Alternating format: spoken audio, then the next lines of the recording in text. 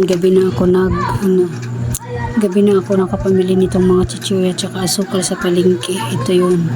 Ito yung mga price niya. Tapos ito yung magiging ko, kung magkano yung binta ko. Tapos ay binayaran ko is 1,440.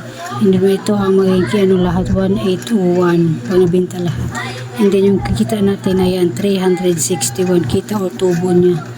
Ito yun. Ang white sugar natin ay yan 22 ang white sugar.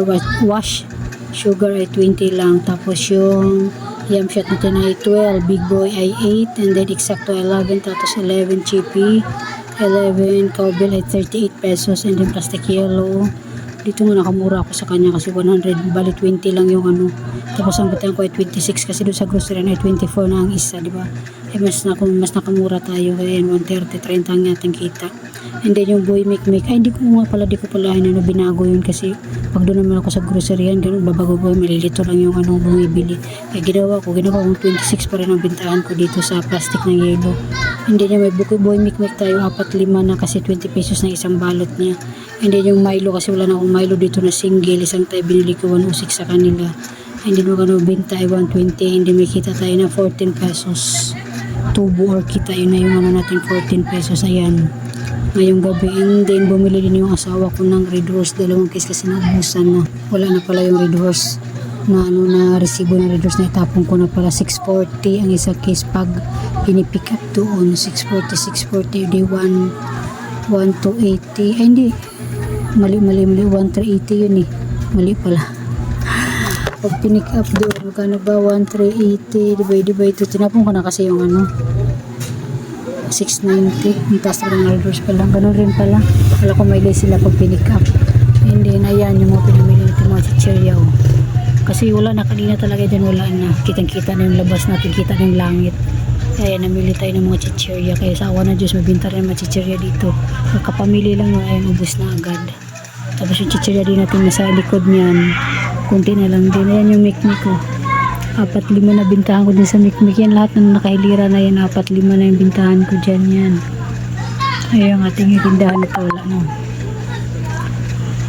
Ito siga, wala na siga. At saka ano pa ba ito dito, nakalimutan ko. Yan muncher pala na red, tsaka muncher na green. Yung muncher na red wala talagang available, kaya nakakalbo na yan dyan. Tapos yung mga mani, siguro paubos ko muna bago ko mag-order. Kailangan yung mga biskuit puno. Tapos may tayo sa Wednesday deliver kasi nagpunta ako. And then ito yung extreme na mas mabinta na dito sa aking tindahan. Tsaka yung wafer time wala pa, naubusan ako. Pero meron akong kima doon sa Pure Gold, siguro mga 3 ganito or 2. Ayan. Tapos yung gamit natin, ito lang natira, ito natagal na. Tagal maubos ang ganito, ayoko na umulit. 2 kasi na ko bili. Yung isa ganito ubos na yan. May avocado pa tayo, ito may rocket at saka yung para pabango. Ayan, yan na lang yung mga gamit natin na natira. Tsaka na ako mamili din sa Shopee kasi nagpunta ako doon sa grocery na kasama yung mga yan na chichirya. Nako, 35 pesos ang kita ko lang doon ay nasa 5 piso, 4 na piso. Kaya hindi na ako pumunta doon. Ay, hindi na ako bumili.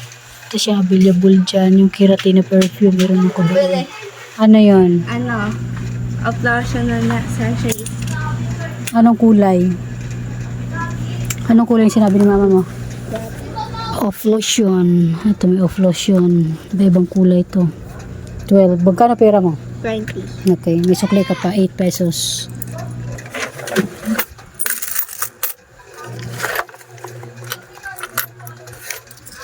$8. Okay, Pearl. Thank you, Pearl. Diba? Habang tayo ito, may bumibili. Ayun lang. Magandang gabi sa inyo.